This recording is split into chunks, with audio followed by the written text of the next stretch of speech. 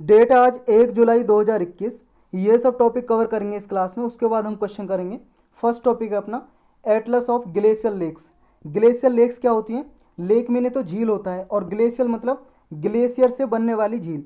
Glacier क्या है? Mountain of ice, बर्फ़ के पहाड़ जमे हुए, इनसे पानी ये निकल के आता है, पिघल के आता है, और पानी फिर आके लेक बना लेता है, झील बना लेता है। उसी को बोलते हैं ग्लेशियल लेक। ये न्यूज़ में इसलिए आई, अभी इसका एटलस जारी किया है। एटलस का मतलब है कि मैप। इनका मैप जारी किया है मिनिस्ट्री ऑफ जल शक्ति ने, अभी रिलीज किया है, जारी किया है इसका अपडेटेड ग्लेशियर लेक्स का मैप। कहाँ पे रिलीज किया है? ये जो गंगा रिवर बेसिन है उसी का पार्ट है ये एटलस। गंगा रिवर बेसिन के आसपास जो ग्लेशियर लेक्स हैं उनके बारे में मैप जारी किया है। और गंगा रिवर बेसिन का क्या मतलब है? देखो, गंगा रिवर बेसिन का मतलब है जो एरिया है हमारा गंगा रिवर के आसपास का। गंगा रिवर यहाँ से यहाँ बहती है, तो ये गंगा रिवर है जो बहती है इधर से। तो गंगा रिवर जहाँ जहाँ तक ड्रेन करती है वाटर, मतलब इसका पानी जहाँ जहाँ तक जाता है, यूज किया जाता है, वो गंगा रिवर का बेसिन हो जाता है।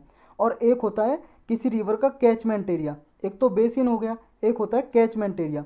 कैचमेंट एरिया वो होता है, कैच का मतलब होता है पकड़ना, यानी कि क्या पकड़ती है? पानी पकड़ती है। जहाँ से भी वाटर आता है रिवर में, रिवर में जहाँ से भी पानी आता है, ये रिवर है, रिवर में जहाँ से पानी आ रहा है, इस एक ट्राइब्यूटरी ये है, दूसरी रिवर है, जहाँ जहाँ से पानी आ रहा है वो हो गया कैचमेंट एरिया। तो कैचमेंट एरिया और बेसिन एरिया में समझ आ गया आपको? बेसिन एरिया मतलब आउटलेट, समझ लो आउटलेट, पानी बाहर जा रहा है रिवर से, पानी बाहर जा रहा है, ड्रेन कर रहा है आसपास के एरिया को। और कैचमेंट एरिया का मतलब इनलेट, पानी अंदर आ रहा है रिवर के, रिवर में पानी कहाँ कहाँ से आ रहा है, वो कैचमेंट एरिया। तो एक गंगा रिवर बेसिन है, जो इसके आसपास का रीजन है उसी का पार्ट है ग्लेशियर लेक्स, जो ये एटलस जारी किया है। यहाँ लगभग 4707 ग्लेशियर लेक्स हैं जो गंगा बेसिन में अभी मैप की गई हैं। और जो एरिया है इसका ग्लेशियर लेक्स का, ये 0.25 हेक्टेयर में फैला हुआ है, स्प्रेड हुआ है। और इसकी इमेज कैसे तैयार की है, ये मैप तैयार कैसे किया है? सैटेलाइट से इमेज लेके, सैटेलाइट से इमेज लेके। और वो सैटेलाइट कौन सा जिससे इमेज लिए?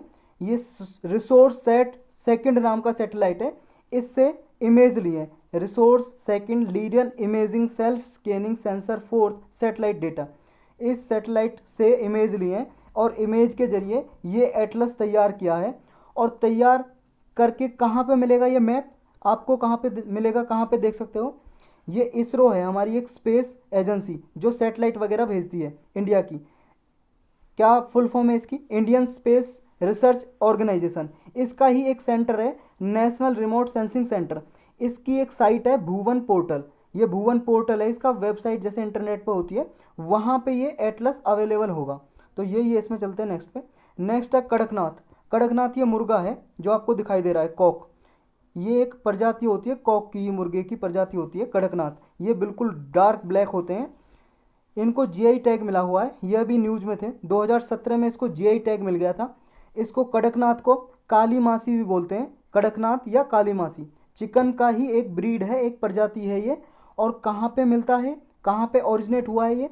मध्य प्रदेश की दो डिस्ट्रिक्ट हैं, झाबुआ और धार डिस्ट्रिक्ट, यहाँ पे ये ओरिजिनेट हुआ है। और यहाँ की डिस्ट्रिक्ट को, धार झाबुआ जो मध्य प्रदेश है, इसको जीआई टैग भी मिल चुका है इसको।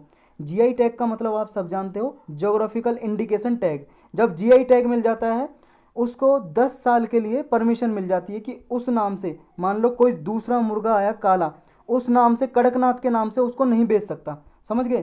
क्योंकि 10 साल के लिए इसको अब अप्रूवल मिल गई, जीआई टैग मिल गया कि इस नाम से वही बेचेगा। और जब जीआई टैग मिल जाता है तो उसकी वैल्यू बढ़ जाती है, इंक्रीज हो जाती है।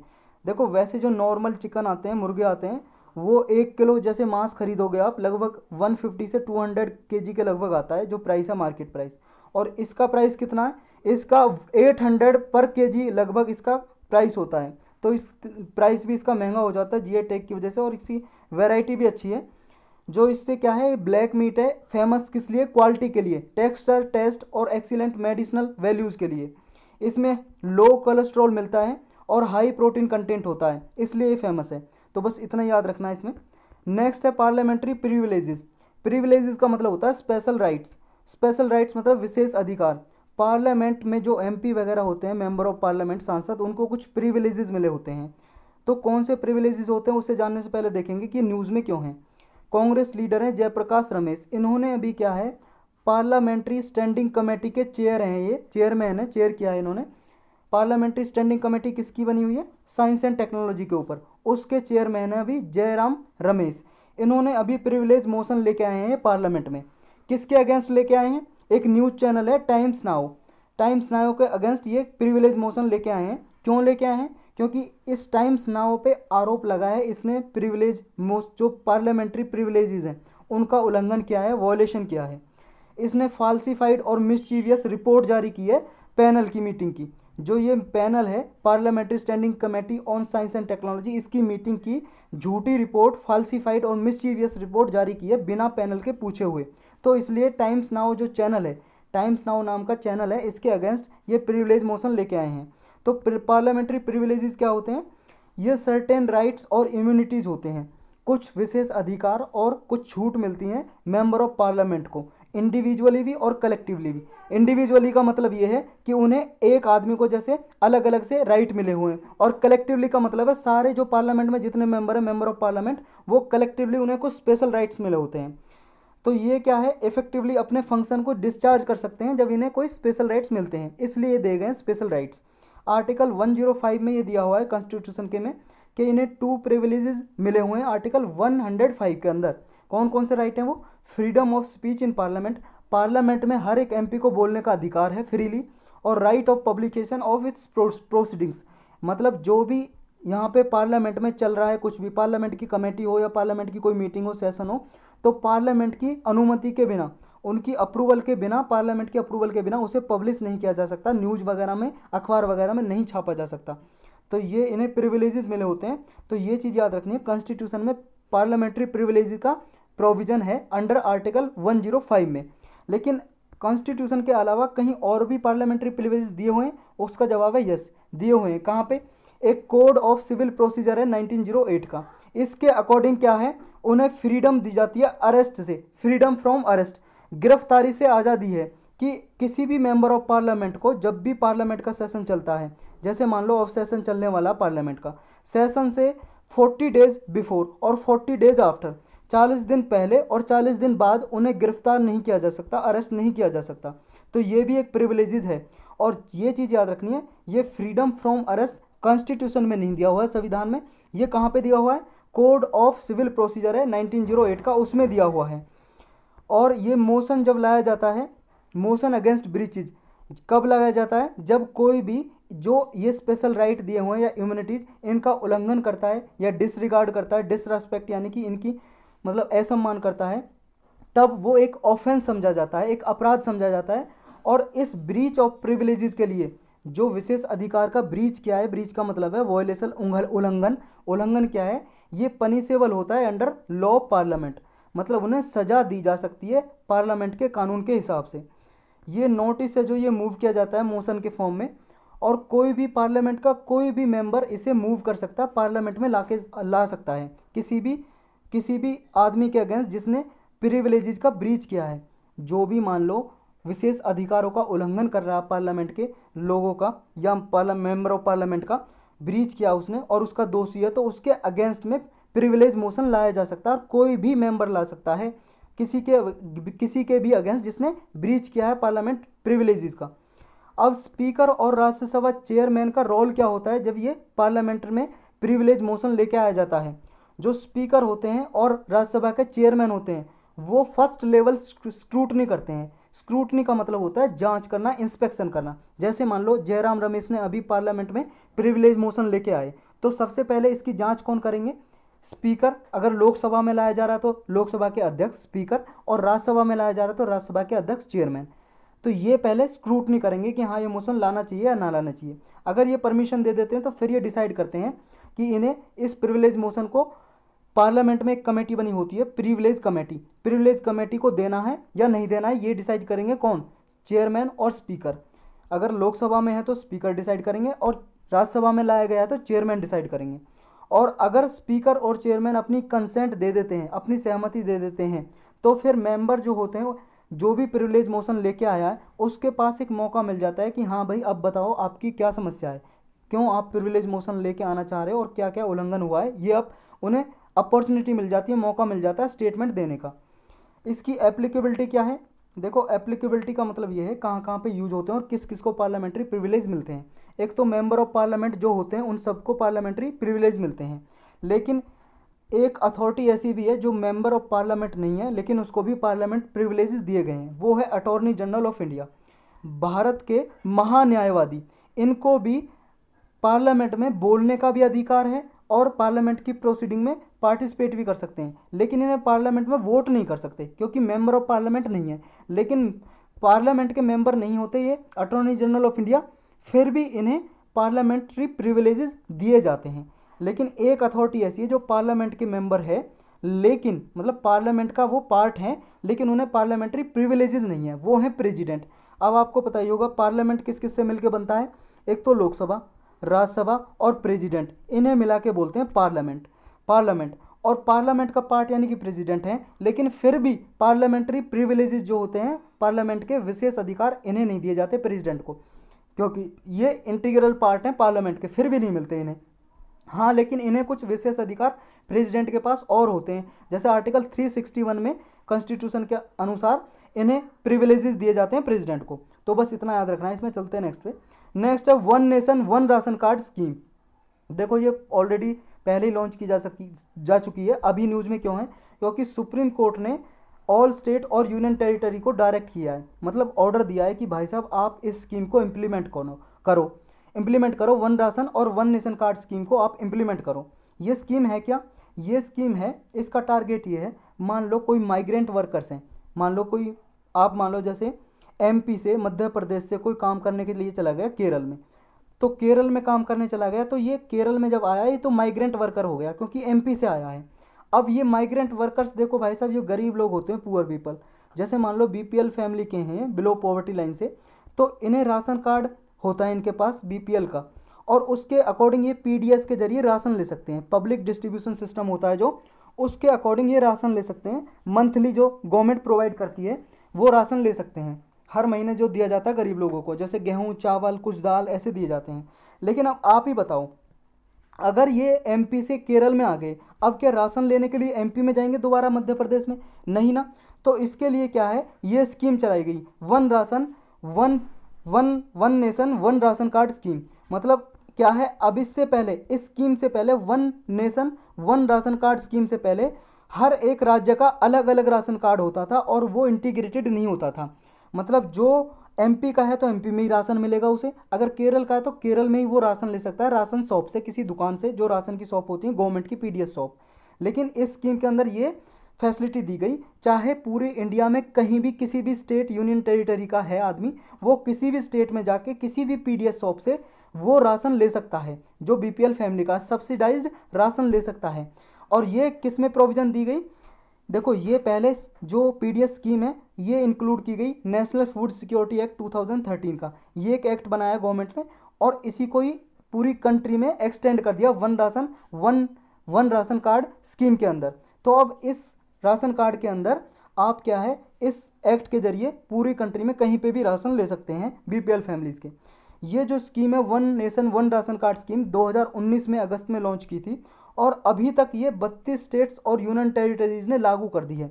लेकिन कुछ ऐसे स्टेट हैं, 4 स्टेट, जिन्होंने अभी तक ये स्कीम इम्प्लीमेंट नहीं की है, लागू नहीं की है। वो कौन से हैं? असम, छत्तीसगढ़, दिल्ली और वेस्ट बंगाल। इन स्टेट में लागू नहीं की है। तो ये सुप्रीम कोर्ट ने यही बोला है कि भाई साहब आप भी लागू करो इस स्कीम को, क्योंकि जो बीपीएल फैमिलीज़ के लोग माइग्रेंट हैं उन्हें राशन लेने में प्रॉब्लम होती है। जैसे मान लो उनके पास राशन कार्ड है तो वो कहीं से भी राशन ले सकें, तो इसको आप इम्प्लीमेंट करो। तो ये स्कीम है, इसका इम्प्लीमेंटेशन कैसे होता है इसमें क्या है, जो पीडीएस सिस्टम है, पब्लिक डिस्ट्रीब्यूशन सिस्टम, इसके ज़रिए राशन दिया जाता है पब्लिक डिस्ट्रीब्यूशन सिस्टम के अंदर। तो इसको प्रमोट करना है पीडीएस को, ताकि गवर्नमेंट क्या है, स्टेट्स को भी इंसेंटिव दे सके। इंसेंटिव का मतलब है बेनिफिट, फ़ायदे दे सके। सेंटर सेट करती है कि इम्प्लीमेंटेशन कैसे होगा वन राशन और वन राशन कार्ड स्कीम का। लेकिन क्या है कि जो स्टेट्स हैं वो एज ए मतलब one nation one ration card as a precondition for additional borrowing by states. कहने का मतलब ये है कि जो पेंडेमिक आई है कोविड-19 की, उसमें क्या है, लास्ट ईयर ये जैसे 2019 में स्कीम लागू हो गई थी, तो जो ये क्या है, जो बेनिफिट ले सकते हैं one nation one ration card का, जो बेनिफिट ले सकते हैं जो लोग, वो क्या है, जैसे जो स्कीम लागू की गई थी जो लागू की गई थी, one nation one ration card, और इसका बेनिफिट लेना है स्टेट्स को भी। और स्टेट्स क्या है, अगर इसका बेनिफिट लेंगे तो पहले तो ये स्कीम को लागू करेंगे, जैसे वेस्ट बंगाल और असम, छत्तीसगढ़ ने ये लागू नहीं किया, दिल्ली ने। तो अगर one nation one ration card के जरिए ये क्या स्टेट्स बोरो कर सकते हैं, उधार ले सकते हैं इस स्कीम को लागू करने के लिए, पीडीएस के जरिए लोगों को राशन देने के लिए। तो अगर वो बोरो करेंगे तो इस स्कीम को पहले लागू करना पड़ेगा, ये प्री कंडीशन है। और अगर देखो इसमें भी क्या है, at least 17 states which implemented the ONORC reform, just अब तक क्या है, कम से कम 17 स्टेट्स ने जिसने अभी लिए लागू की है, उन्हें अलाउ किया गया है 2020-21 में 37,600 करोड़ रुपए का एडिशनल बोरो के लिए अलाउ किया गया है कि वो इतना उधार ले सकते हैं एडिशनल, कोई भी स्टेट्स इस पीडीएस स्कीम को लागू करने के लिए। अब ये वर्क कैसे करती है, one nation one ration card scheme कैसे काम करती है, देखो ये टेक्नोलॉजी पे बेस्ड होती है। एक राशन कार्ड बनता है, और उस राशन कार्ड पे राशन कार्ड का नंबर होता है, और वो उससे आधार कार्ड को भी लिंक कर देते हैं, आधार नंबर जो होता है, आधार नंबर को लिंक कर देते हैं राशन कार्ड से। और जो electronic point of sale machine होती हैं, जैसे आप कभी मार्केट में जाते हो खरीदने के लिए कुछ सामान, और आप कार्ड देते हो, कार्ड से पेमेंट करते हो, तो एक छोटी सी मशीन होती है ना, छोटी सी मशीन जिसमें कार्ड स्वाइप करते हैं, उसको ही बोलते हैं electronic point of sale machine. और ऐसी कुछ मशीन होगी पीडीएस शॉप पे, उस पर क्या है, उस पर आपके बायोमेट्रिक के जरिए, उस पर फिंगरप्रिंट्स की सुविधा मौजूद होगी उस मशीन पे, आपकी बायोमेट्रिक के जरिए आपको राशन दिया जा सकता है, क्योंकि आपको आइडेंटिफाई किया जा सकता है कि हाँ आप बीपीएल फैमिली के हो, और आपको राशन दिया जाता है। फेयर प्राइस शॉप जो होती हैं जिन पे राशन मिलता है, वो उस जो EPOS है, electronic point of sale machine है, उस पर बायोमेट्रिक आपके अंगूठा लगवाएंगे, और आपको पता लग जाएगा कि हाँ आपका राशन कार्ड ये बना हुआ है स्कीम के अंदर, और आपको राशन दिया जा सकता है। ये सिस्टम क्या है, इसमें ये 2 पोर्टल का सपोर्ट होगा, एक होगा IMPDS integrated management of PDS public distribution system, और एक होगा अन्न वितरण। ये 2 पोर्टल होंगे जो स्कीम को लागू करेंगे। तो ये सब कुछ है इसमें। अब थोड़ा इसके बारे में भी देख लो, नेशनल फूड सिक्योरिटी एक्ट 2013, देखो ये मोस्ट इंपॉर्टेंट एक्ट है। जब से ये लागू हुआ है 2013 से, जब से ये एक्ट आया है तब से यूपीएससी का एग्ज़ाम 8 बार हो चुका है, और 8 बार मेंस में, यूपीएससी के मेंस में ये 4 से 5 बार पूछा है डायरेक्टली और इनडायरेक्टली। ये एक्ट जैसे मान लो फूड सिक्योरिटी से पूछ लिया तो ये एक्ट आपको मेंशन करना पड़ेगा, इसकी प्रोविज़न बतानी पड़ेंगी। जैसे मान लो हंगर से पूछ लिया, माल न्यूट्रिशन से पूछ लिया, तो सब में इंपॉर्टेंट है ये एक्ट, समझ गए। इसकी प्रोविज़न आपको डालनी पड़ेंगी 2-4, तो ये आपको ज़रूर पढ़ लेना। और इसके लिए स्पेशल लेक्चर भी बना हुआ है, इकोनॉमी की प्लेलिस्ट में आप जाके देख सकते हो, अगर नहीं देखा है, भूल गए तो रिवाइज करो। और सबसे अच्छा होता है कि आप नोट्स बनाते चलो अपना, और अपने नोट्स रिवाइज करो।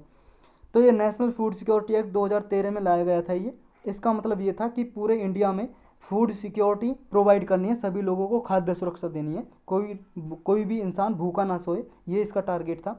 इसके अंदर मिड डे मील स्कीम जो होती है, जो गवर्नमेंट स्कूल्स में जो इम्प्लीमेंट की जाती है, मिड डे मील स्कीम 8वीं क्लास तक जो बच्चों को दोपहर में खाना दिया जाता है, वो स्कीम भी इसमें इंक्लूड कर दी थी।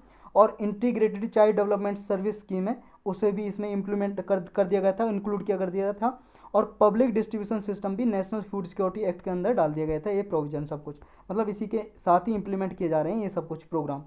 और इस एक्ट में मैटरनिटी इंटाइटलमेंट भी दी जाती हैं। मैटरनिटी का मतलब है जो माताएं होती हैं, बच्चों को जन्म देती हैं, दूध पिलाती हैं, जन्म दे दिया, उनको भी बेनिफिट दिए जाते हैं, फ़ायदे दिए जाते हैं इस एक्ट के जरिए। यही है, इसमें चलते हैं नेक्स्ट पे। नेक्स्ट है government gives nod for Cipla to import Moderna vaccine. Government ने अभी परमिशन दे दी है, किसको, सिप्ला को दे दी है कि वो मॉडर्ना एक कंपनी है, इसने एक वैक्सीन बनाई है, इस वैक्सीन को इंपोर्ट कर सकता है सिप्ला कंपनी।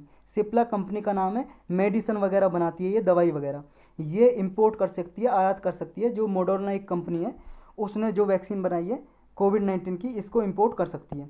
गवर्नमेंट की तरफ से कौन देता है परमिशन, कौन देता है बताओ भाई साहब, बहुत बार बताया ये।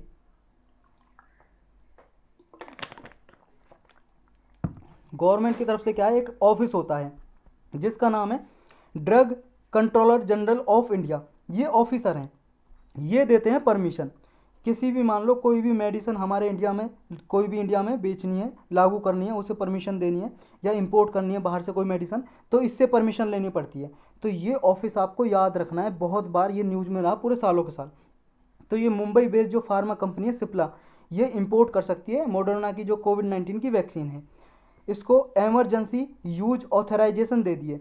एमरजेंसी यूज ऑथराइजेशन का मतलब होता है कि किसी भी दवाई को फुल अप्रूवल नहीं दी है कि पूरी अनुमति नहीं दी है, बस इमरजेंसी यूज के लिए अप्रूवल दी है कि क्योंकि आपातकालीन चल रहा है, आपको पता है इमरजेंसी की चल रही है, पूरे कोविड-19 की वजह से बहुत सारे केस हो रहे हैं, इसकी वजह से इमरजेंसी यूज की ऑथराइजेशन दी है, अनुमति दी है। करंटली इंडिया में कितनी वैक्सीन चल रही हैं अभी? कोविड वैक्सीन चल रही है, कोवैक्सीन चल रही है, कोविड-19 की वैक्सीन है 3 जो अभी इंडिया में दी जा रही हैं, कोवैक्सीन, कोविशील्ड और स्पुतनिक। तो इस वैक्सीन के बारे में पढ़ लेते हैं। जो मॉडर्ना की वैक्सीन मंगाई जाएगी, इंपोर्ट की जाएगी सिप्ला के जरिए। जो ये वैक्सीन है इसका नाम है mRNA-1213, mRNA-1273। तो ये वैक्सीन का नाम है। मैन्युफैक्चर किसने की है, किसने बनाई है? इस मॉडर्ना TX इंक, ये कंपनी का नाम है, इसने बनाई है। और ये 2 डोज वैक्सीन होगी, जैसे कोवैक्सीन वगैरह वो भी तो 2 डोज वैक्सीन है, एक बार अवधि फिर 2-3 महीने के बाद दी जाती है। और ये कितने गैप में दी जाएगी? ये जैसे पहली डोज दे दी वैक्सीन का, पहला इंजेक्शन लगा दिया और फिर 28 दिन के बाद दूसरा इंजेक्शन लगेगा इसमें। तो ये भी 2 डोज वैक्सीन है, mRNA-1273। M का मतलब है इसमें मैसेंजर, और RNA आप जानते हो राइबो न्यूक्लिक एसिड, ये सब में होता है, आपकी बॉडी में भी RNA DNA सब। तो ये वायरस है, आपको पता है कोविड-19 RNA बेस है, तो ये RNA लेके ये वैक्सीन बनाई गई है, तो इसलिए इसका नाम है RNA वैक्सीन। और मैसेंजर क्यों है? मैसेंजर इसलिए है क्योंकि ये वैक्सीन मैसेंजर टेक्नोलॉजी पे बेस्ड है। ये कैसे काम करती है? ये ऐसे काम करती है जैसे मान लो ये बॉडी है, ये आदमी की बॉडी है, और इसकी बॉडी में इसकी बाजू पे इंजेक्शन ठोक दिया, ये वैक्सीन लगा दी। अब ये क्या करेगा, ये ह्यूमन सेल्स में जाएगी वैक्सीन। अब ये जाएगी तो आपको पता है हमारी वाइट ब्लड सेल होती है, वाइट ब्लड सेल हमारे ब्लड में ही होती है एक वाइट ब्लड सेल, तो वो बनाती है, क्या बनाती है? एंटीबॉडी बनाती है। एंटीबॉडी क्या करती है काम? एंटीबॉडी काम करती है जब भी कोई बाहर से कोई एंटीजन आता है। एंटीजन का मतलब होता है बाहर से कोई फॉरेन सब्सटेंस हमारी बॉडी में घुस जाता है, जैसे कोरोना वायरस घुस गया तो एक प्रोटीन रिलीज करेगा, उसी का नाम है एंटीजन। अब इस एंटीजन हमारी बॉडी को नुकसान पहुंचा सकता है, तो इसको मारने के लिए, इसको ख़त्म करने के लिए, हमारी बॉडी से बाहर निकालने के लिए हमारी जो बॉडी में WC है, वाइट ब्लड सेल, ये एंटीबॉडी जनरेट करती है। लेकिन हमारी कभी बॉडी क्या है, इतनी कैपेबल नहीं होती कि बाहर वाला वायरस बहुत ज़्यादा ताकतवर होता है, बैक्टीरिया वायरस, तो WBC एंटीबॉडी जनरेट नहीं कर नहीं पाती। तो ये mRNA क्या करती है, ये जाके एक प्रोटीन, ये मतलब प्रोटीन बनाती है, और जैसे वैक्सीन होती है ये प्रोटीन बनाती है और वैक्सीन को ट्रिगर कर देती है, मतलब इम्यून सिस्टम को ट्रिगर कर देती है जाके। कैसे? जैसे ही वैक्सीन जाती है तो ये WBC के साथ ये संपर्क करती है, ये कहती है भाई साहब आप सो रहे हो, जग जाओ, बाहर से कोई मान लो कोई वायरस आएगा, एंटीजन आएगा, तो आपको उसको मारना है। तो ये इसको ज़्यादा ताकतवर बना देगी। मान लो इसे, ये मान लो कि जो mRNA गई, इसने मैसेज दिया किसको, जाके किसको मैसेज दिया? WBC को। इससे कहा कि भाई साहब जागो और आपको ये लो दूध पियो आप, ये ताकत आपको मिल गई, अब ये ताकतवर हो गई। अब जब भी कोई मान लो एंटीजन आएगा तो इसको एकदम से संकेत मिल जाएगा, हाँ एंटीजन आ गया, तभी ये एंटीबॉडी ये प्रोड्यूस करना चालू कर देगी, और ये एंटीबॉडी फिर इसको मारेंगे, एंटीजन को बाहर निकालेंगे। तो ऐसे ये मैसेज पहुंचा दिए, इसलिए मैसेंजर RNA है। इसका बेनिफिट क्या है?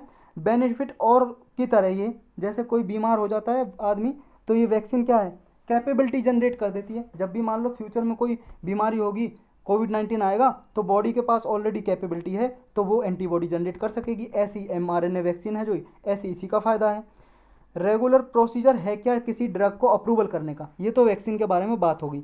अब ड्रग को कैसे अप्रूवल दिया जाता है रेगुलर? देखो, चाहे कोई वैक्सीन हो, चाहे मेडिसन हो, या कोई डायग्नोस्टिक किट हो, डायग्नोस्टिक किट या टेस्ट, मतलब किसी बीमारी को जांच करने की जो किट होती है उसी को बोलते हैं डायग्नोस्टिक किट या टेस्ट, या फिर कोई मेडिकल डिवाइस हो, कोई भी डिवाइस जो मेडिकल सिस्टम में यूज होता हो, तो इसके लिए पहले रेगुलेटरी अथॉरिटी से अप्रूवल लेनी पड़ती है, अगर हमारे इंडिया में वो बेचना है, यूज करना है, कुछ भी करना है। और वो अथॉरिटी कौन होती है? वो होती है Central Drug Standard Control Organisation. क्या कह रहे हो, ऊपर तो आपने कुछ और नाम बताया था, ड्रग डायरेक्टर, ये कौन था? Drug controller general of India. और यहाँ कह रहे हो कि ये ऑर्गेनाइजेशन है। देखो भाई साहब, दोनों एक ही चीज़ है। जैसे आप जिस कॉलेज में पढ़े थे या जिस स्कूल में आप पढ़े थे, उस स्कूल में वो स्कूल है, और उस स्कूल का कोई प्रिंसिपल भी तो होगा जो स्कूल को हेड करता होगा। तो ऐसे ये क्या है, ये स्कूल है, मतलब ऑर्गेनाइजेशन है, और इसका हेड कौन है? वो ऑफिसर है, drug control general of India. तो इस ऑर्गेनाइजेशन का ये ऑफिसर है, तो ये अप्रूवल देते हैं। और ये ऑर्गेनाइजेशन कौन सी मिनिस्ट्री के अंडर काम करती है? ये करती है ministry of health and family welfare. तो इस मिनिस्ट्री के अंडर काम करती है। तो ये ऑर्गेनाइजेशन होती है जो रेगुलेशन बनाती है किसी भी वैक्सीन और मेडिसिन को हमारे यहाँ पे लागू करने के लिए अप्रूवल यही देती है। ये पहले असेसमेंट करती है, मूल्यांकन करती है कि ये इफेक्टिवनेस देखती है किसी दवाई की, और सेफ्टी देखती है कि लोगों को कोई नुकसान तो नहीं होगा इस दवाई को, इस वैक्सीन को यूज करने से। तो ये पहले अप्रूवल तब देती है और देखने के बाद। अब ये जो इमरजेंसी यूज ऑथराइजेशन है ये कब दी जाती है? देखो इसके लिए क्या है, इंडिया में जो टर्म यूज होती है ये, जैसे India does not have a term like emergency use authorisation, ये जैसे यूएस से यूके में जैसे यूज होती है ना ईयूए, ऐसे इंडिया में यूज नहीं होती। इंडिया में क्या है, यूज तो होती है लेकिन अलग तरीके से होती है। जैसे new drugs and clinical trials rule हैं 2019 के, इनके जरिए क्या है, कोई भी जैसे फार्मास्यूटिकल कंपनी है उसे अप्रूवल चाहिए, तो उसे पहले क्या है, किसी दवाई को या वैक्सीन की अप्रूवल चाहिए हमारे इंडिया में drug control general of India से, तो उसे पहले क्लिनिकल ट्रायल करनी होती है न्यू ड्रग्स की या वैक्सीन की। इंडिया में क्लिनिकल ट्रायल का मतलब ये है, पहले मान लो इंडिया के लोगों पे वो देखना पड़ता है कि हाँ कि वो इंडिया के लोगों पे कोई नुकसान तो नहीं पहुंचा रहा है, तो उसे पहले लगा के देखते हैं, तब जाके पूरे मास में, मतलब मास पीपल को, सारे लोगों को लगाने की अनुमति देते हैं किसी दवाई को या वैक्सीन को। लेकिन इमरजेंसी यूज सिस्टम में एक ऐसा है कि देखो drug control general of India क्या करता है, इमरजेंसी सिचुएशन में वो उस दवाई को मतलब देखता है कि हाँ किसी भी दवाई को बाहर से जैसे इंपोर्ट किया जा रहा है, तो उस दवाई को इंपोर्ट करने से पहले हमारे लोगों पे भी वो जांच करके देखना पड़ता है कि हमारे लोगों को कोई नुकसान तो नहीं पहुंचाएगा। तो वो क्या होते हैं, इमरजेंसी यूज में ये सब कुछ करके नहीं देखते। जैसे ये दवाई जो मॉडर्ना की वैक्सीन इंपोर्ट करके लाई जा रही है, तो ये पहले हमारे लोगों पे यूज करके क्लिनिकल ट्रायल नहीं किया, हमने विश्वास कर लिया उसी पे जो मॉडर्ना ने अपने देश में कर रखा है ट्रायल, हमने उसी के बेस पे हमने इमरजेंसी यूज के लिए ये अप्रूवल दे दी। किसने? Drug control general of India ने। मतलब हमारे इंडिया में यूज करके ये नहीं देखी गई पहले पीपल्स पे, पहले ट्रायल नहीं किया इसका, क्योंकि जो मॉडर्ना ने ऑलरेडी ट्रायल किया हुआ, टेस्ट किया हुआ, उसी के बेस पे हमने इमरजेंसी यूज के लिए इसे अप्रूवल दे दी। तो ये होता है इमरजेंसी यूज के लिए ऑथराइजेशन देना, अप्रूवल देना, कि बिना हमारे इंडिया में उसकी क्लिनिकल ट्रायल किए हुए उसे अप्रूवल दे देना। अब क्या, is there a risk in using a product that has only been granted an emergency use authorisation? अगर किसी दवाई को या वैक्सीन को इमरजेंसी यूज के लिए अप्रूवल दी है तो उसका कोई नुकसान हो सकता है क्या, रिस्क हो सकता है, कोई जोखिम हो सकता है?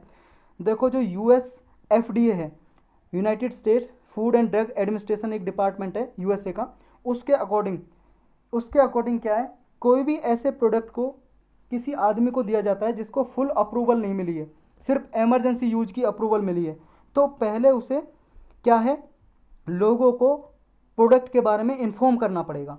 जैसे मान लो अब लोगों को ये वैक्सीन मंगाई जा रही है मॉडर्ना की, लोगों को लगाई जाएगी इंडिया में, लोगों को लगाने से पहले लोगों को बताया जाएगा, इंडिया में पीपल को बताया जाएगा, इन्फॉर्म किया जाएगा कि भाई साहब जो ये वैक्सीन लगाई जा रही है ना, इसकी बाहर ट्रायल हो चुकी है लेकिन इंडिया में ट्रायल नहीं हुई कि इंडिया के लोगों पे कितनी कारगर रहेगी, क्या नुकसान रहेंगे, क्या फ़ायदा रहेंगे, तो ये लगाई जा रही है आपको, तो आप बताओ इसे लगवाना चाहोगे या नहीं? इससे देखो कुछ नुकसान भी हो सकते हैं या फ़ायदे भी हो सकते हैं, तो आप बताओ लगवाना चाहोगे या नहीं? तो वो आदमी का डिस्क्रिप्शन है, आदमी चाहे तो रिफ्यूज भी कर सकता है, राइट टू रिफ्यूज होता है वैक्सीन का, कि वो मना कर सकता है कि नहीं आपने जब इंडिया में ट्रायल नहीं किया तो मैं नहीं लगवा रहा, मुझे कोई दूसरी वैक्सीन लगवाओ, तो उसके पास पूरा अधिकार होता है। तो जब भी आप वैक्सीन लगवाने जाओ तो मॉडर्ना की वैक्सीन लग रही है या नहीं लग रही ये आप जाँच कर सकते हो। चलते हैं नेक्स्ट पे, यही था इसमें। नेक्स्ट है OPEC and rising oil prices. OPEC क्या है, एक 13 कंट्रीज़ का ग्रुप है, एक ऑर्गेनाइजेशन है, organisation for petroleum exporting countries, 13 countries का है। ये वो हैं जो पेट्रोल को एक्सपोर्ट करती हैं और जिनमें पेट्रोल जनरेट होता है, पैदा होता है, ये बनाते हैं, मतलब वहाँ पे निकलता है, खोद के निकालते हैं ज़मीन से। तो ये वो कंट्री हैं 13 कंट्री। अभी क्या हुआ है, इंडिया ने ऑयल एक्सपोर्टिंग जो ये कंट्री हैं इनसे कहा है कि भाई साहब जो इतना ऑयल प्राइस हो रहा है, आपको पता है इंडिया में भी लगभग 100 के अराउंड पेट्रोल का प्राइस चल रहा है पर लीटर, तो इंडिया ने बोला है कि इन ओपेक ग्रुप से कि भाई साहब आप थोड़ा जो क्या है ऑयल का प्राइस घटाइए ताकि हम अपने देश में भी थोड़ा कम कर सकें प्राइस, इस प्राइस को कम करिए। नहीं, अगर आप कम नहीं करोगे तो हम क्या है कोई अल्टरनेटिव सोर्स ढूंढेंगे, हम कोई दूसरे देश से इंपोर्ट करेंगे और ईरान से कर लेंगे हम इंपोर्ट, क्योंकि ईरान क्या है ओपेक का पार्ट है नहीं। तो ये ऐसा बोला है इंडिया ने इसको। तो ये ओपेक है और ओपेक प्लस, ओपेक प्लस क्या है, जो 13 कंट्री थी ओपेक में, ओपेक प्लस में 10 कंट्री और आ जाती हैं, तो ओपेक प्लस में ये टोटल 23 लगभग कंट्री हो जाती हैं, इनको बोलते हैं ओपेक प्लस। ये एक ग्रुप है ये भी कंट्रीज़ का। तो ये क्या है, अभी इनसे डिस्कस किया जा रहा है, एक्सपेक्ट किया जा रहा है कि आप क्या है जो सप्लाई है उसको ईज करो, मतलब कम करो।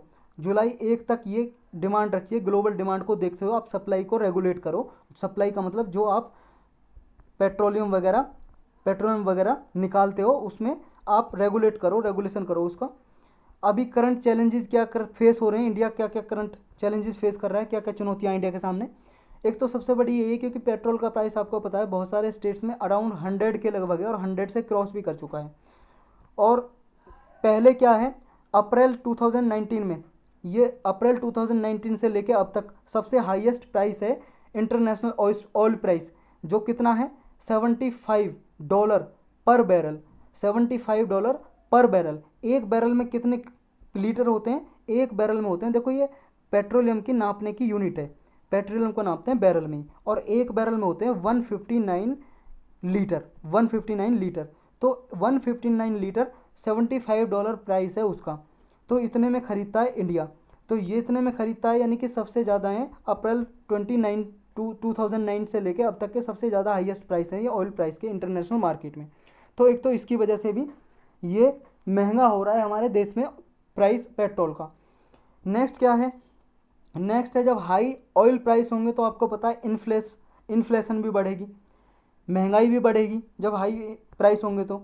नेक्स्ट क्या होगा, जो इंडिया के जो स्ट्रेटजिक पेट्रोलियम रिजर्व हैं वो भी एग्जॉस्ट हो जाएंगे, मतलब ख़त्म हो जाएंगे।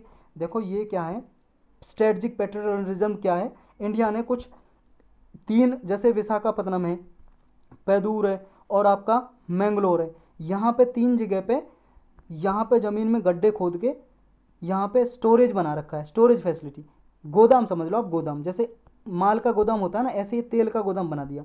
यहाँ पे तेल को स्टोर करके रख सकते हैं। किस लिए रखते हैं, इसलिए रखते हैं कि फ्यूचर में मान लो कुछ ऐसा इंस्टेबिलिटी आ जाए, मान लो हमें खरीद ना पाएँ, तो कम से कम 10-12 दिन के लिए हमारे पास पेट्रोलियम का रिज़र्व हो, हमारे पास स्टॉक हो, कि हम अगले 10-12 दिन तक अगर इंपोर्ट ना भी करें, बाहर से ऑयल ना भी मंगाए, तो हम इसको यूज़ कर लें। तो यहाँ पे क्या है, ये भी हमारा जो प्राइस है, जो मतलब ये हमारा जो पेट्रोल जो यहाँ पे जमा था पेट्रोलियम, ये भी एग्जॉस्ट हो रहा है। लोअर प्राइस की वजह से हमने इसका एडवांटेज लिया था कि हम पेट्रोलियम रिजर्व से पेट्रोलियम यूज़ करें, लेकिन ये भी ख़त्म होता जा रहा है। नेक्स्ट चैलेंज क्या है इंडिया के पास, नेक्स्ट है कि सेंट्रल और स्टेट टैक्स भी लगते हैं पेट्रोलियम पे, आपको पता है, पेट्रोल डीजल पे, इसकी वजह से भी पेट्रोल डीजल के प्राइस बढ़ रहे हैं। नेक्स्ट क्या है, नेक्स्ट ये भी है, लास्ट 7 ईयर में 25% से ज़्यादा ऑयल की जो डिमांड है वो इंक्रीज़ हो गई है। अब आप बताओ, डिमांड तो इंक्रीज़ होगी, दिन पे दिन पॉपुलेशन इंडिया की इतनी बढ़ती जा रही है, और जितने जनसंख्या आएगी उतने ज़्यादा बाइक वाहन चलाएंगे और फैक्ट्री में काम होगा, तो पेट्रोलियम डीजल की डिमांड तो बढ़ेगी। अब नेक्स्ट ये है इम्पैक्ट ऑफ ओपेक। ओपेक का इम्पैक्ट है क्या, मतलब ओपेक से क्या प्रभाव पड़ते हैं। देखो ओपेक नेशन में जैसे सऊदी अरबिया है, ये क्या है, ट्रेडिशनली प्रिंसिपल ऑयल रिसोर्स है, ऑयल सोर्स है इसके पास, ऑयल ये एक्सपोर्ट करता है दूसरी कंट्री में, सऊदी अरबिया। और जो इसके अलाइज कंट्रीज़ हैं, जो इसके साथी कंट्रीज़ हैं ओपेक के और ओपेक प्लस है, वो अभी क्या है, सप्लाई को रेगुलेट करने में इग्नोर कर रहे हैं, वो टाल रहे हैं।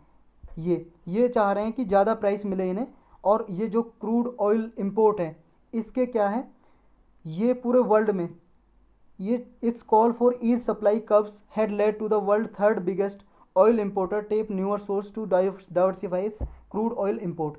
यहाँ पे कहा है कि जो वर्ल्ड का थर्ड बिगेस्ट ऑयल इंपोर्टर है वो कौन है, इंडिया है। वो अगर मान लो ये ऑयल एक्सपोर्टिंग कंट्रीज अगर डिसीजन नहीं लेती हैं, रेगुलेट नहीं करती हैं सप्लाई को, क्योंकि अगर देखो इन्होंने सप्लाई कम रखी तो क्या है, डिमांड ज़्यादा रहेगी ऑयल की, और डिमांड ज़्यादा रहेगी तो ऑयल का प्राइस ज़्यादा बढ़ेगा। अगर ये सप्लाई बढ़ा देती है ना, ज़्यादा प्रोडक्शन करती है पेट्रोलियम का, तो पेट्रोलियम है वो ज़्यादा उपलब्ध होगा, क्रूड ऑयल कच्चा तेल, और जब ये ज़्यादा उपलब्ध होगा तो डिमांड मतलब फुल मिसमैच नहीं होगा डिमांड और सप्लाई का, तो प्राइस ऑलरेडी इंटरनेशनल जो ऑयल प्राइस है वो डाउन हो जाएगा, कम हो जाएगा। तो यही कह रहा है इंडिया कि भाई साहब आप नहीं करोगे कम तो हम क्या है, कोई अल्टरनेटिव सोर्स ढूंढेंगे, कहीं और से क्रूड ऑयल इंपोर्ट करेंगे। अभी जो क्या है, जो इंडिया का ऑयल इंपोर्ट है पिछले महीने में 74% था ओपेक कंट्री से, लेकिन अब कितना रह गया, 60% रह गया। मतलब जितनी हमारी ऑयल की डिमांड है इंपोर्ट करते हैं हम बाहरी देशों से, 74% तो हम ओपेक कंट्री से ही इंपोर्ट करते थे, पिछले महीने की बात है ये। और अब कितना करते हैं, अब करते हैं 60%। इंडिया की ऑयल इंपोर्ट में क्या भागीदारी है? इंडिया एक तो थर्ड लार्जेस्ट कंज्यूमर है क्रूड ऑयल का, पूरे वर्ल्ड में तीसरे नंबर पर आता है, सबसे ज़्यादा हम कंज्यूम करते हैं तीसरे नंबर पे। सऊदी अरबिया इंडिया का सेकंड लार्जेस्ट सप्लायर है पेट्रोलियम का, क्रूड ऑयल का, इराक के बाद। सबसे ज़्यादा इंडिया तेल कहाँ से मंगाता है? इराक से। उसके बाद कहाँ से? सऊदी अरेबिया से। ये चीज़ याद रखनी है आपको, सबसे ज़्यादा क्रूड ऑयल कहाँ से इंपोर्ट करता है इंडिया? इराक से, फिर सऊदी अरेबिया से। इंडिया का प्लान है जो स्ट्रेटजिक पेट्रोलियम रिजर्व, ये क्या है? ये तो खत्म हुआ टॉपिक। अब ये स्ट्रेटजिक रिजर्व का मतलब क्या है? ये यही है कि 3 हमने ऐसे स्टॉक बना रखे हैं, स्टोरेज फैसिलिटी बना रखे हैं विशाखापत्तनम में। 1.33 मैट्रिक मिलियन टन यहाँ पे ऑयल हम स्टोर करके रख सकते हैं। यहाँ पे एक मतलब वो बना रहा है, खोद के बनाया हुआ स्टोरेज कैपेसिटी। और एक ये बना हुआ है मैंगलोर में, मैंगलोर में 1.5 मिलियन मैट्रिक टन का है ये। और ये 2.5 मैट्रिक मिलियन टन का है पैदूर में। ये हमने रिजर्व बनाए हुए हैं। यहाँ पे हम पेट्रोल यहाँ पे स्टोर करके रखते हैं कि फ्यूचर में मान लो कोई ऐसी, यहाँ पे मान लो ये जो वेस्ट एशिया रीजन है, सऊदी अरेबिया, इराक, यहाँ पे लड़ाई वगैरह चलते ही रहते हैं। यहाँ पे आतंकवादी यहाँ पे होते रहते हैं, अटैक वगैरह। यहाँ पे जो गवर्नमेंट है वो भी इंस्टेबल होती है, यहाँ पे सिविल वार वगैरह चलते रहते हैं। तो यहाँ पे कोई इंस्टेबिलिटी आए फ्यूचर में तो उसके लिए 10 कम से कम 10-12 दिन का हमारे पास स्टॉक हो, तो इसलिए बनाए थे। इसको कौन कंट्रोल करती है? ये कंट्रोल कौन करता है इसको? जो हमारे ये रिजर्व हैं, स्ट्रेटजिक पेट्रोलियम रिजर्व है, इसको कौन कंट्रोल करता है? एक सब्सिडायरी है, ऑयल इंडस्ट्री डेवलपमेंट बोर्ड की सब्सिडायरी। कौन है ये? ये कंपनी है, ये कंपनी का नाम है Indian strategic petroleum reserve limited. ये इनकी देखभाल करती है इन रिजर्व की तीनों जगह पे। और ये कौन सी मिनिस्ट्री के अंडर काम करता है? ये बोर्ड जिसकी सब्सिडायरी है ये कंपनी, ये बोर्ड काम करता है ministry of petroleum and natural gas के अंडर। अब देखो इंडिया 3 और फैसिलिटी भी बना रहा है, और 2-3 जगह फैसिलिटी बना रहा है। अभी तक क्या है, 12 दिन तक की सप्लाई हम प्रोवाइड कर सकते हैं अगर कहीं से पेट्रोल हम एक्सपोर्ट मतलब इंपोर्ट ना करें। लेकिन इंडिया चाह रहा है कम से कम 22 दिन का हमारे पास रिजर्व हो, तो 10 दिन की कैपेबिलिटी और बढ़ा रहा है। उड़ीसा में एक चंदी खोल नाम की जगह, वहाँ पे भी एक पेट्रोलियम रिजर्व बना रहे हैं हम। और उदुपी में है कर्नाटक में। देखो आपसे क्या है, ये पूछ सकता है यूपीएससी कि चंदी खोल और उदुपी में जो ये बन रहे हैं पेट्रोलियम रिजर्व स्टोर करने के लिए, ये पब्लिक प्राइवेट पार्टनरशिप पे बन रहे हैं। मतलब पब्लिक कंपनी, सरकारी कंपनी और प्राइवेट कंपनी पार्टिसिपेट करके और इनको बना रही है, डेवलप कर रही है। एक कैसे क्वेश्चन पूछा जा सकता है? ऐसे पूछा जा सकता है जो आपका विशाखापत्तनम, विशाखापत्तनम, मैंगलोर, पैदूर और ये चांदी खोल और आपका उदुपी, ये क्या हैं? ऑप्शन में दे देगा स्ट्रेटजिक पेट्रोलियम रिजर्व हैं क्या, या कुछ और चीज़ हैं, या फर्टिलाइजर के प्लांट हैं यहाँ पे, या कुछ हैं। तो ऐसे आपको याद रखना है ये। तो हमारा जो रिजर्व है कम से कम 22 दिन का हो, इसलिए हम ये 2 और नई लोकेशन बना रहे हैं। अब ये ओपेक क्या, थोड़ा इसके बारे में भी देख लेते हैं। ओपेक क्या? Organisation of petroleum exporting country. इसकी एक इंटर गवर्नमेंटल ऑर्गेनाइजेशन है जो पेट्रोल वगैरह एक्सपोर्ट करती हैं, वो इसके मेंबर है। 13 कंट्रीज अभी इसके मेंबर है। और ये 14 सितंबर 1960 को बनाई गई थी, बगदाद में, बगदाद में बनाई गई थी। पहले इसके 5 मेंबर थे सिर्फ, बाद में अब ये 13 हो गए। पहले 14 थे, अभी कुछ 1-2 साल पहले एक मेंबर और छोड़ के चला गया इक्वाडोर इसका, और अब 13 मेंबर रह गए हैं। 1965 से इसका जो हेडक्वार्टर है कहाँ पे कर दिया? वियना में। ये ऑस्ट्रिया है ना, ऑस्ट्रिया, ये यूरोप में एक कंट्री है, उसकी कैपिटल है वियना। इसका हेडक्वार्टर कहाँ? ओपेक का वियना में। देखो ऑस्ट्रिया इसका मेंबर नहीं है ओपेक का, लेकिन फिर भी इसका हेडक्वार्टर कहाँ है? ऑस्ट्रिया में, वियना में है। तो ये चीज़ आपको याद रखनी है। तो यही था, इसमें चलते हैं नेक्स्ट पे।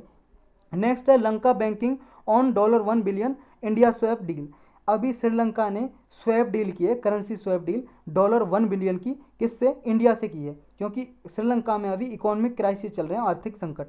श्रीलंका ने जो आरबीआई से सार्क फैसिलिटी के अंदर भी $400 मिलियन की स्वैपिंग की थी। तो थोड़ा बैकग्राउंड समझते हैं। देखो श्रीलंका में अभी फॉरेन करेंसी का क्राइसिस चल रहा है। फॉरेन करेंसी का मतलब उसके पास डॉलर बहुत ही कम बचे हैं, आर्थिक संकट आ रहा है। तो वो क्या है, कर्ज में डूबा हुआ है अभी, तो इसलिए उसने इंडिया से करेंसी स्वैप एग्रीमेंट में जो करेंसी का स्वैपिंग की है। ये करेंसी स्वैप एग्रीमेंट होता क्या है, ये अरेंजमेंट होता क्या है? ये अरेंजमेंट ये होता है जब भी जैसे 2 कंट्री मान लो आपस में समझौता कर लिया, एग्रीमेंट कर लिया, तो वो फ्रेंडली कंट्री बन जाएंगी और वो ट्रेडिंग अपनी लोकल करेंसी में करेंगी। जैसे लोकल करेंसी क्या है इंडिया की? रुपीज़। और श्रीलंका की जो करेंसी है लोकल करेंसी, उसमें ये क्या करेंगे, ये ट्रेड करेंगे, व्यापार करेंगे। जैसे अभी मान लो ट्रेड करना हो इंपोर्ट एक्सपोर्ट, तो डॉलर में करते हैं। श्रीलंका डॉलर में करता है, इंडिया डॉलर में करता है। श्रीलंका से कोई चीज़ खरीदेगा तो डॉलर देगा इंडिया, और श्रीलंका इंडिया से खरीदेगा तो डॉलर देगा इंडिया को।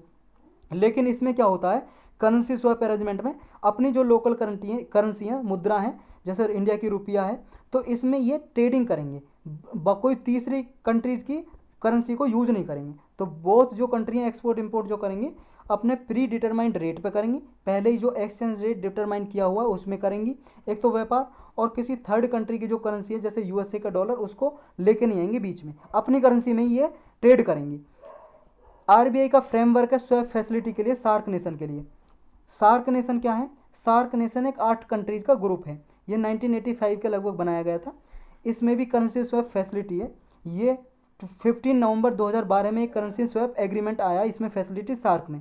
इसमें अगर कोई दो कंट्री आपस में, सार्क के 8 नेशन है 8, उनमें से अगर कोई मान लो कोई भी दो कंट्री अरेंजमेंट कर लेती हैं करेंसी स्वैप अरेंजमेंट, तो वो इस फैसिलिटी को अवेल कर सकती हैं, फ़ायदा ले सकती हैं। आरबीआई ऑफर कर सकती है स्वैप अरेंजमेंट इसके अंदर, सार्क के अंदर यूएसडी डॉलर 2 बिलियन तक का, और स्वैपिंग जो की जाती है यूएस डॉलर में, यूरो में, इंडियन रुपीज़ में की जा सकती है। और ये फैसिलिटी सभी सार्क नेशन के लिए अवेलेबल होती है। कोई भी मान लो दो कंट्री बाईलैटरल स्वैप एग्रीमेंट कर लें, बाईलैटरल का मतलब दो कंट्री कोई भी अरेंजमेंट कर लें, एग्रीमेंट कर लें, समझौता कर लें, तो वो कर सकती हैं ऐसा अरेंजमेंट। तो ये सार्क है क्या? सार्क है south Asian association for regional cooperation. ये एक एसोसिएशन है, मतलब ये मान लो ऑर्गेनाइजेशन है, रीजनल इंटर गवर्नमेंटल ऑर्गेनाइजेशन है। 8 कंट्री हैं इसके मेंबर हैं। कौन कौन से? साउथ एशिया में हैं ये सारे मेंबर। कौन कौन से हैं? अफगानिस्तान, बांग्लादेश, भूटान, इंडिया, मालदीव्स, नेपाल, पाकिस्तान और श्रीलंका। ये 8 कंट्री इसके मेंबर हैं। और इसको 8 दिसंबर 1885 में बनाया गया था। और इसका हेडक्वार्टर कहाँ पे? नेपाल की जो कैपिटल है राजधानी काठमांडू, काठमांडू में इसका हेडक्वार्टर है। इसका पहला समिट जो सार्क की पहली मीटिंग हुई थी वो कहाँ पे हुई थी? ये हुई थी ढाका में। ढाका कहाँ पे? आपको सबको पता है ढाका कहाँ पे? बांग्लादेश की ये राजधानी है, कैपिटल है। पहला कहाँ पे हुआ था समिट मीटिंग? ढाका में। इसका हेडक्वार्टर कहाँ पे? काठमांडू में, नेपाल में। लेकिन 2014 के बाद 2016 में इसका समिट होना था, 2016 में। लेकिन 2016 में प्रधानमंत्री जी ने हमारे ने मना कर दिया अटेंड करने से, क्योंकि पाकिस्तान की तरफ से उरी अटैक हो गया। उरी में आतंकवादी हमला हो गया। उरी में जो कश्मीर के आसपास जगह है वहाँ पे हमला हो गया। तो इसकी वजह से इसका समिट हो नहीं पाया, क्योंकि इंडिया ने मना कर दिया। और इंडिया के साथ साथ और भी सारी कंट्रीज़ ने मना कर दिया, जैसे बांग्लादेश ने, भूटान ने, और आपका श्रीलंका, मालदीव्स, इसने भी मना कर दिया कि हम भी अटेंड नहीं करेंगे इसका सेशन। क्योंकि इसका जो सेशन है 2016 का जो मीटिंग होने वाली थी वो पाकिस्तान में होने वाली थी, पाकिस्तान में। तो इंडिया ने जाने से मना कर दिया, क्योंकि उरी अटैक हो गया था उस टाइम पे। तो इसका बहिष्कार किया, बॉयकॉट किया, और तब से इसका कोई सेशन या मीटिंग समिट हो नहीं पाई है। अभी ठंडे बस्ते में पड़ा है सार्क। तो यही था इसके बारे में। अब इतने टॉपिक थे आज के। अब क्वेश्चन करेंगे इस पे बेस्ड। फर्स्ट क्वेश्चन है हमारा, आपको जीडीपी के रिगार्डिंग स्टेटमेंट बतानी है, करेक्ट कौन सी है? जीडीपी मॉनेटरी वैल्यू मेजर करती है इंटरमीडिएट गुड का भी और फाइनल गुड्स का भी और सर्विसेज का भी, सबका, चाहे इंटरमीडिएट हो या फाइनल गुड्स और सर्विसेज हो, सबका ये मेजर करती है जीडीपी। नेक्स्ट स्टेटमेंट कह रही है जो इकोनॉमी में, अर्थव्यवस्था में इनइक्वालिटी होती है ऐसा मानता, उनका भी मेजरमेंट करती है जीडीपी। तो आपको बताना है करेक्ट कौन सा है स्टेटमेंट, पहला, दूसरा, या दोनों सही या दोनों गलत। देखो दोनों के दोनों गलत हैं, तो डी आंसर करेक्ट हो जाएगा। क्योंकि देखो ये इंटरमीडिएट गुड्स को काउंट नहीं करती जीडीपी में, वह फाइनल गुड्स लिए जाते हैं। फाइनल, आपको पता ही होगा, पढ़ा होगा जीडीपी की डेफिनेशन। फाइनल गुड्स और सर्विसेज ली जाती हैं। और जीडीपी इन इक्वलिटी को नहीं मापती, असमानता को नहीं मापती ये। तो ये भी एक इसका ड्रॉबैक है जीडीपी का। चलते हैं नेक्स्ट पे। नेक्स्ट आपको बताना मोनोक्लोनल एंटीबॉडीज़ के बारे में स्टेटमेंट दी हुई है। हमने ये कई बार पढ़ चुके हैं अपने लेक्चर में, और इसके लिए स्पेशल लेक्चर भी बनाया हुआ है। आप साइंस एंड टेक के प्लेलिस्ट में जाकर देख सकते हो, नहीं देखा तो भूल गए तो रिवाइज कर सकते हो, नोट्स में लिखा तो रिवाइज करना उसे।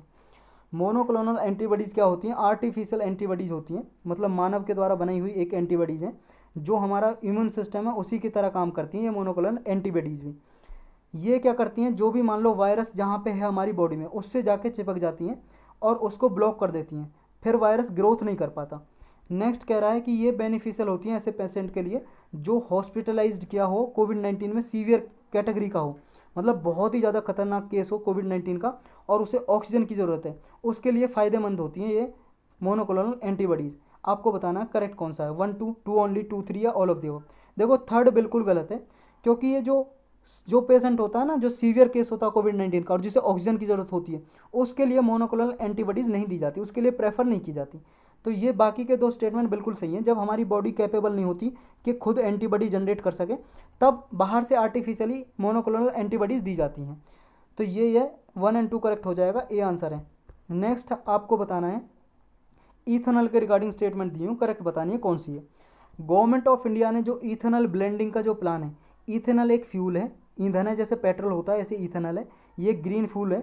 ये फ्यूल क्या है, ये पेट्रोल में मिलाया जाएगा। ब्लेंडिंग का मतलब होता है मिक्स करना, मिलाना। पेट्रोल में मिलाया जाएगा 20% तक। जैसे मान लो पेट्रोल मिला रहे हैं, इसमें 10 लीटर पेट्रोल है, 10 लीटर में 20% होगा इथेनॉल और बाकी का 80% होगा उसमें क्या होगा, पेट्रोल। तो 20% तक का जो टारगेट है पहले 2030 तक का था, लेकिन इंडिया ने इसे मतलब प्रीपोन्ड कर दिया, पहले कर दिया 2025 तक। अभी हमें 20% तक ब्लेंड करना है, मिक्स करना है इथेनॉल पेट्रोल में।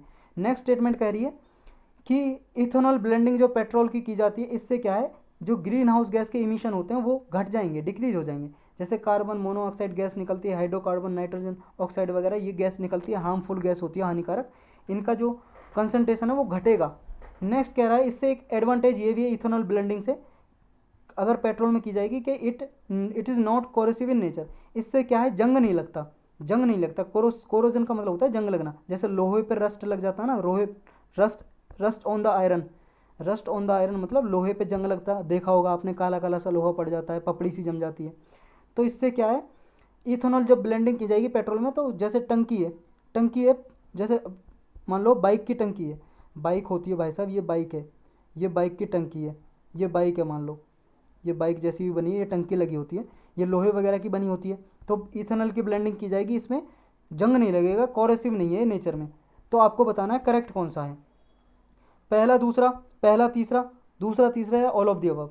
देखो तीसरा बिल्कुल गलत है, इसका यही ड्रॉबैक है, यही कमी है। ड्रॉबैक का मतलब कमी, कि इथेनॉल कोरोसिव है नेचर में। तो इसके लिए क्या है, हमें व्हीकल वगैरह में इंजन सिस्टम भी और टंकी वगैरह भी उसके ये चेंज करने पड़ेंगे ऐसे, जिससे कि जंग ना लगे। तो ये इसका एक नुकसान है। तो 1 और 2 करेक्ट है, ये दोनों बिल्कुल सही है। टारगेट को हमने प्रीपोन कर दिया, 2025 तक करना है 20% ब्लेंडिंग, और ये बिल्कुल सही है, इमिशन भी कम होता है। नेक्स्ट आपको बताना है कि जो अशोका के पिलर हैं उसके रिगार्डिंग करेक्ट स्टेटमेंट बतानी है। पिलर का मतलब है खंबे, ये खंबे कुछ बनाए हुए हैं पत्थर के, अशोका के टाइम में। अशोका आपको पता, मौर्यन जो एम्पायर था उसके काल में आए थे, अशोका एक राजा थे, उसने जो पिलर बनवाए थे खंबे, उनके रिगार्डिंग बताना कौन सी स्टेटमेंट करेक्ट है। जो ये खंबे थे पिलर, मोनोलिथिक थे क्या? मोनोलिथिक होता है जब एक ही पत्थर में से काट के कोई खंबा बनाया गया हो, मोनोलिथिक। खंबा बनाया हो गया या मूर्ति बनाई हो, कुछ भी, किसी को भी मोनोलिथिक बोल सकते हैं जब एक ही पत्थर में से काट के बनाया गया हो। दे आर हाईली पॉलिश्ड, ये पॉलिश्ड है, मतलब पॉलिशिंग है, बहुत ही चिकने हैं। नेक्स्ट कह रहा है जो साफ्ट ऑफ पिलर है, पिलर की जो साफ्ट है ये टेपर में है, शेप है इसकी टेपर में। टेपर आप जानते हो ना, जैसे ये आ रहा है सीधा, और टेपर कैसा होता है, ये मान लो सीधा है, और टेपर कैसा होता है, टेपर होगा थोड़ा ऐसा, ऐसा, ये टेपर में होगा ना, ऐसे टेपर में बने हुए हैं, ऐसे सीधे नहीं बने हुए डायरेक्टली, थोड़ा टेपर में, नीचे से थोड़ा ज़्यादा चौड़ाई है, फिर घटते जाते हैं ऊपर, ऐसे टेपर में है क्या ये? आपको बताना है करेक्ट कौन सा है। First 1 2 1 3 all of the above, इसका आंसर है D, all of the above सारे के सारे सही हैं। एक्सप्लेनेशन हमने देख ही लिया है। नेक्स्ट आपको बताना नागर स्टाइल के टेम्पल आर्किटेक्चर के रिगार्डिंग स्टेटमेंट कौन सी करेक्ट है, ये बताना आपको।